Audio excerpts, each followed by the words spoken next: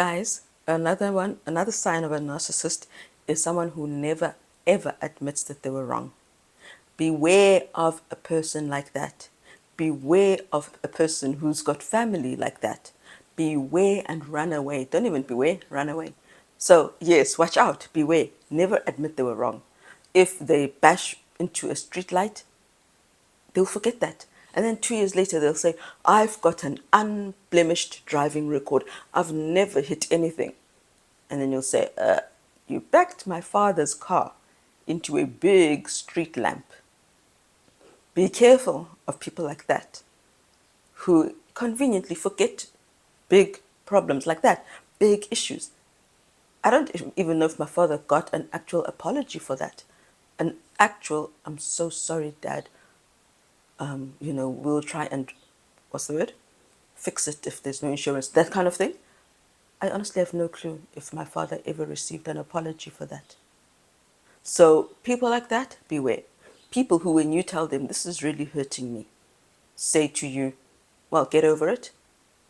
That's someone who's got a fragile ego, who never wants to admit that they did wrong. If they never respond to your being hurt with acknowledgement, okay, I heard you, I heard you. I'm so sorry. I shouldn't have. Run away from that kind of person. Do not be like me. I stupidly, foolishly, but I know now with God's grace and love and understanding, thought that if I model it, it will be returned to me. You would find me even apologizing for things I shouldn't apologize for. That is how bad it is when you're with a narcissist who themselves don't acknowledge that they've done wrong, definitely never admit that you were right, and don't apologize for doing wrong. You end up feeling apologetic. I need to make things right. I need to smooth things over. If I don't, there's silent treatment. There's a kind of, their fragile egos cannot handle admitting that they're human. It's not even an attack on who they are. It's an attack on who they believe they are. And they believe they are infallible.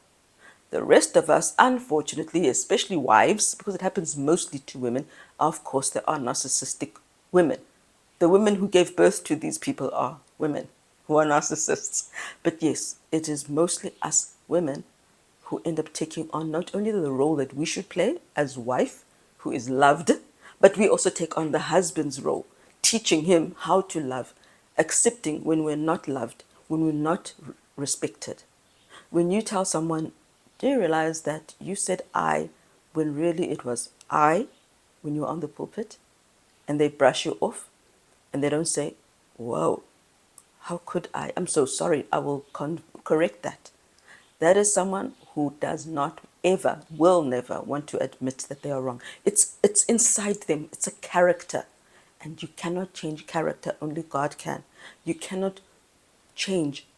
You see, I was looking at behavior. And that is the problem when you come to a Christian narcissist. Because they speak as if they want to behave right. So you assume they really do. So even if their actions are the complete opposite, like as I said before, I will always use this example because I've got a friend who's with me and who's in touch with me, who was there all those years preaching on their campus. Those very years when he was preaching on their campus, preaching about women and men must not be close, don't have close bonds. And I would always make group discussions, even with people who there's a zero chance I'd ever fall for them, and there's a zero chance they would ever fall for me. I would make combined WhatsApp groups for all of us, and we are church members who he knows I'm talking to. You guys would, I know there was a problem with someone at UWC, but no one can remember what his problem was about him. But whatever your problem was, it might have been true, but it might have been false, because there are problems, but the problems are based on the truths he was preaching, which was not the real problem. The real problem is that he didn't believe those truths. He didn't love those truths. He just regurgitated them, but they meant nothing to him at all. So someone who never admits they're wrong, someone who never apologizes for being wrong, someone who never says, I lied. You're right, it was you who said it. They will never ever change. Run away from someone who never even remembers that they did something wrong. Someone who never recalls that, oh yes, I did. Yes, I've had one accident where, or one mistake that I did where I was reversing and I smashed right into the back, into a lamp post when I was reversing my future father-in-law's car. But other than that, my record is unblemished. And here's the thing, guys. If you catch them in one little lie to someone else, they're lying to you 100-fold. When they don't admit they're living a lie, when they don't acknowledge you were right, they're living a lie. Really what they're saying is, you are the liar. And don't even try to bring it up, because when you do, they will tell you, but you also were wrong on 2 occasions.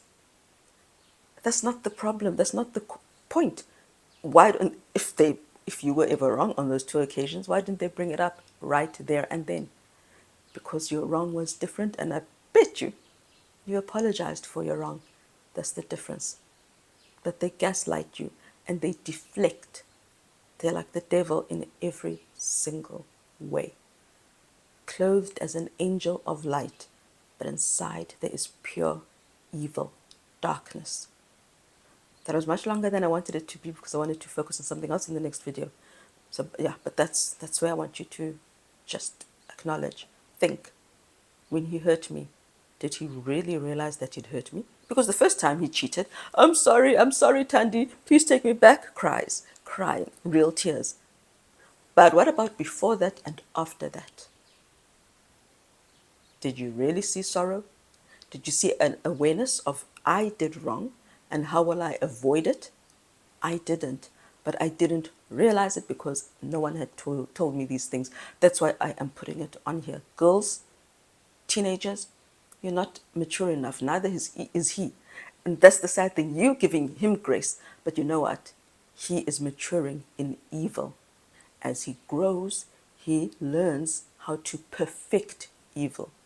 While you are asking God to perfect you, he is learning from Satan to become more controlling, more callous, more flirtatious to many more women.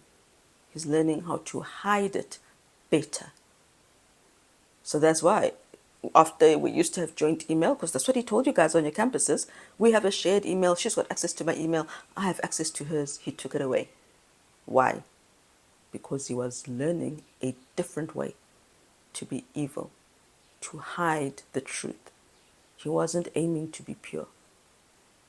And did the church ask that? Of course not. You're on your own. So I'm begging you to listen to me. I'm asking you with tears in my chest, because I've got no tears, I've got no saliva even. I'm talking here and I'm miserable. But I'm begging you, listen. Listen to the things he does not say